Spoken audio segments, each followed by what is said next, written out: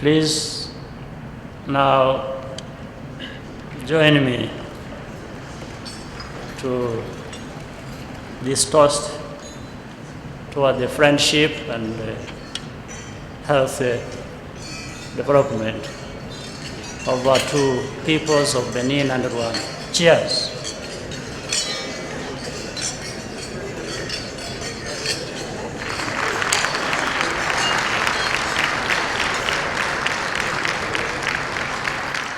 Rwanda and Benin are laying the foundation for much stronger ties between our two countries in the years ahead. Allow me to take this opportunity to congratulate the government and the people of Benin and you personally, Mr. President, for a successful election you had not so long ago.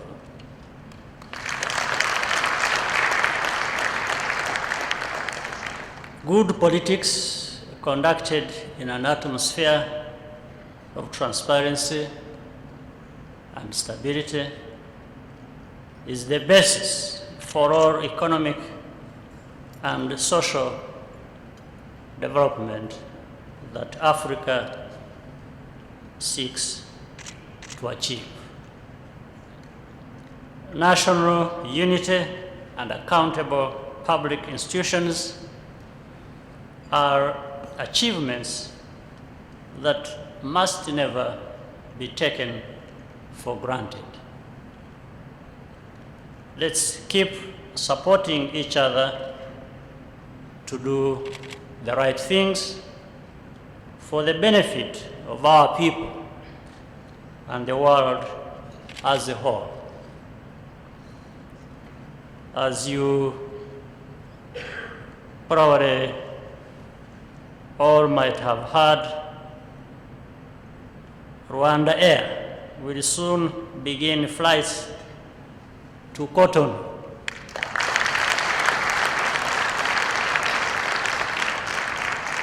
And this definitely represents good cooperation, which we can continue to build on. In any case, we should have no excuse for failing to visit one another.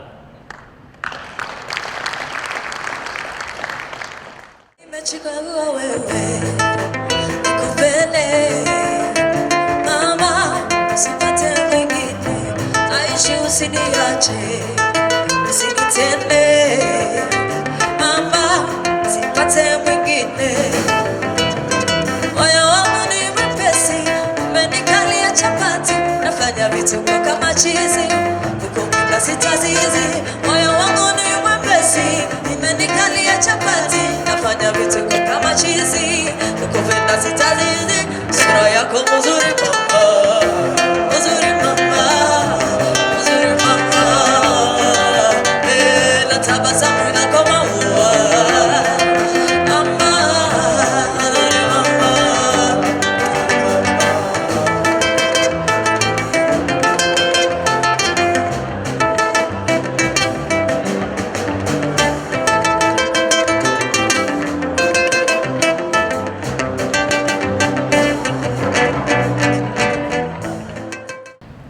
C'est avec beaucoup d'émotion que je m'adresse à vous ce soir,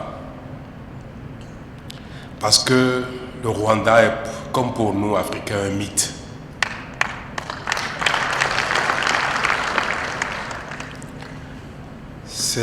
Visiter le Rwanda est comme un rêve lointain. Et quand j'ai été élu président du Bénin il y a un peu plus de 4 mois, j'ai voulu profiter de cette occasion pour visiter ce pays et lui exprimer, au nom du peuple béninois tout entier, au nom de l'Africain noir que je suis, notre fierté pour le leadership qu'est ce pays.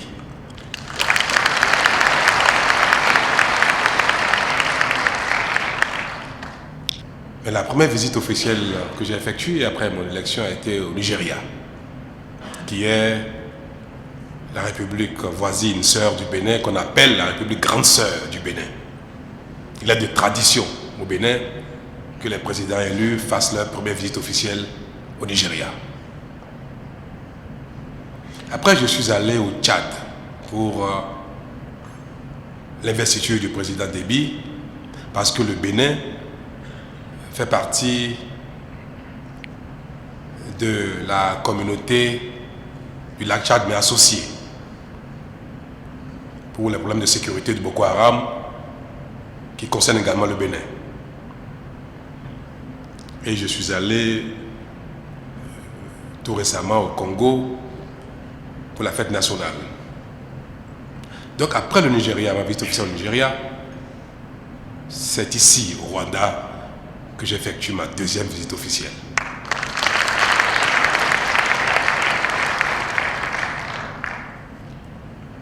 Si cela n'aurait pas été vu comme un casus belli, je serais venu ici en premier. Pour satisfaire un rêve. Peut-être pas pour le président Kagame. Peut-être pas pour le Rwanda, mais pour moi-même. Parce que c'est comme un pèlerinage.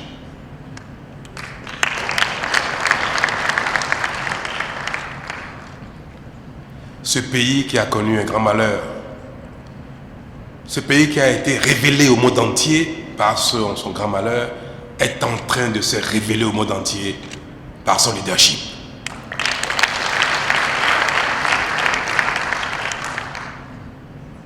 Je voudrais saluer le président, qui est mon aîné de quelques mois, mais mon grand frère, parce qu'en Afrique, même quand on a un jour depuis quelqu'un, on est son grand frère. Je voudrais le saluer et le féliciter. Et féliciter le peuple rwandais tout entier pour la fierté que vous donnez aux Africains.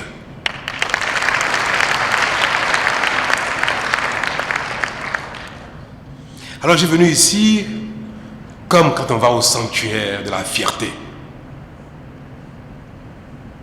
Je ne suis pas venu pour autre raison. Pour moi, c'est l'occasion donc de renforcer les relations d'amitié qu'il y a entre les deux pays, parce que le président Kagame a déjà visité le Bénin, même par 2 fois. Le président Boni Yayi, mon prédécesseur, est venu également ici.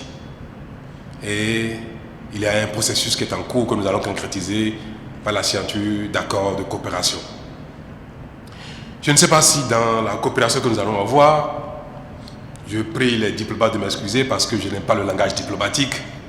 En général, on dit échange, coopération, relation gagnant-gagnant. Mais je ne sais pas si le Bénin aura beaucoup de choses à donner au Rwanda.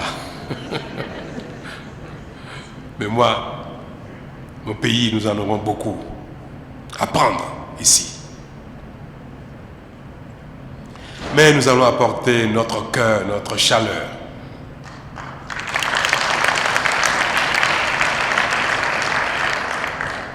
Nous allons jeter un pont entre le Rwanda et le Bénin. Les Africains n'ont pas l'habitude de se fréquenter. Ils n'ont pas l'habitude de se découvrir. C'est malheureux. Je suis sûr que dans cette salle, beaucoup de gens font leurs vacances aux États-Unis, au Canada, en Asie. Au Bénin, c'est pareil. Ceux qui ont les moyens, ils connaissent partout dans le monde, sauf les pays africains. Je rêve de créer un courant de tourisme, d'échange, de visite entre le Rwanda et le Bénin.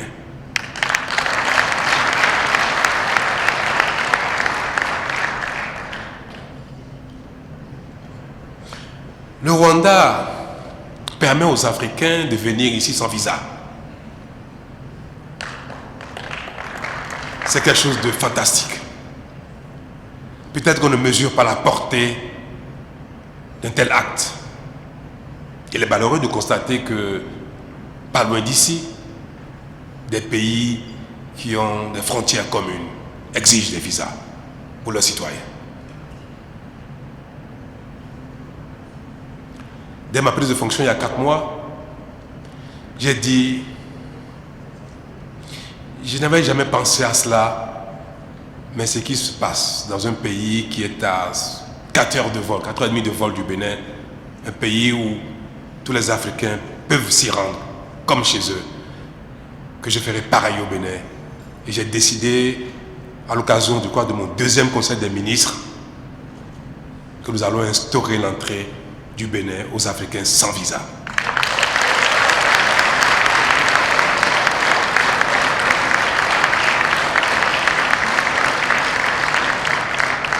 Non, cet applaudissement vous est dû à vous, parce que c'est ce qui se passe ici qui m'a inspiré. Ce que je veux dire avec beaucoup d'émotion, c'est que le leadership est un facteur puissant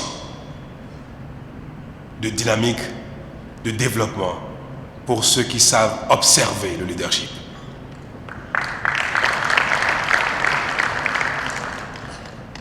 Chers amis, chers frères et sœurs, chers présidents, chers frères aînés,